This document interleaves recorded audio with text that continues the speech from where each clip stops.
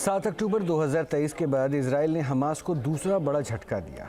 Yahya Sinwar को मौत के घाट उतारकर हमास की कमर तोड़ दी, मगर हमास के खिलाफ इजराइल की जंग का ये फुल स्टॉप नहीं है। इजराइल के इंतकाम का हमास को अभी भी खौफनाक अंजाम भुगतना पड़ सकता है। इसके लिए नया प्लान भी तैयार है। कौन है इजराइल का अगला टारगेट, एक रिपोर्ट दिखाते हैं।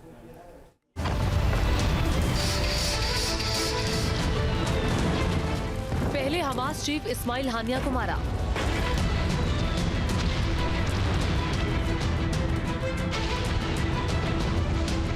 फिर नया चीफ याह्या सिनवार को मौत के घाट उतारा।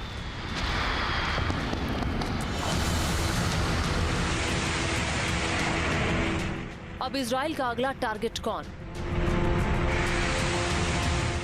हमास का नंबर 1 और खान यूनिस का कसाई याह्या सिनवार मारा गया।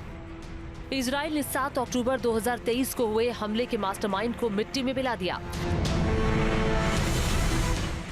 लेकिन इसके बाद भी इजराइल अभी हाथ पर हाथ रखकर नहीं बैठने वाला है। इजराइल का अगला टारगेट कौन है, उसकी प्लानिंग हो चुकी है।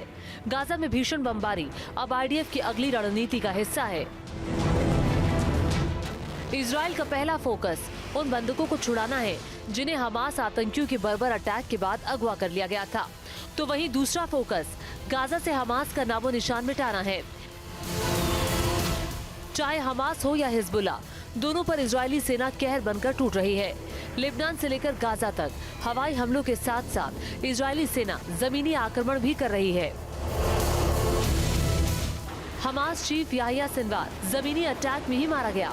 याह्या सिनवार को मारकर इजराइल ने 7 अक्टूबर 2023 वाले अटैक का बदला लिया है। याह्या सिनवार लंबे समय से गाजा में हमास का चेहरा था। इस्माइल हानिया की मौत के बाद तो याह्या ही हमास का सर्वे सर्वा बन गया था। याह्या की मौत को हमास के लिए बड़ा झटका माना जा रहा है।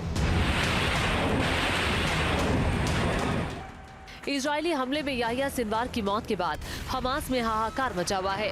आनन फानन में आतंकी गुट हमास ने अपना नया चीफ चुन लिया है। खलील अल हैया हमास का नया मुखिया बन गया है। ये अभी तक हमास का डिप्टी लीडर था। हमास का चीफ बनते ही अल हैया ने बारूदी तेवर दिखा दिए।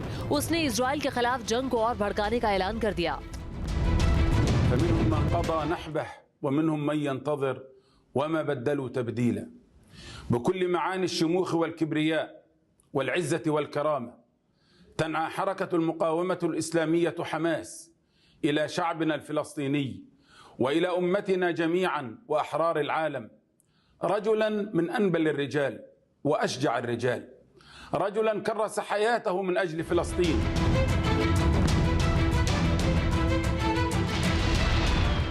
हमास के नए चीफ के इस ऐलान के बाद गाजा में बारूदी जंग और भड़क सकती है।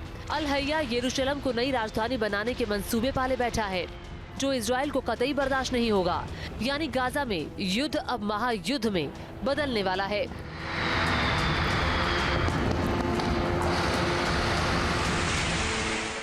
One year ago, Yahya Sinwar, the terrorist chief of Hamas, launched the October 7th massacre against Israel. It was the bloodiest attack on the Jewish people since the Holocaust. Sinwar's terrorists murdered in cold blood 1,200 people. That's elderly people, Holocaust survivors, children. They brutally raped women. They beheaded men. They burnt babies alive. And they took some 250 men, 251 women, men, and children hostage to the dungeons of Gaza.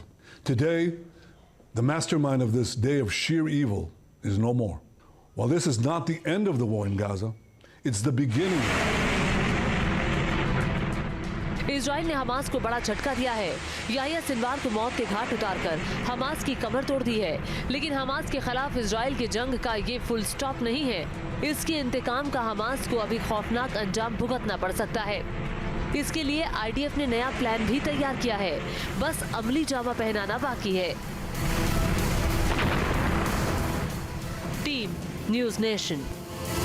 News nation अब WhatsApp पर खबरों की ताजा update के लिए news nation के इस QR code को स्कैन करें।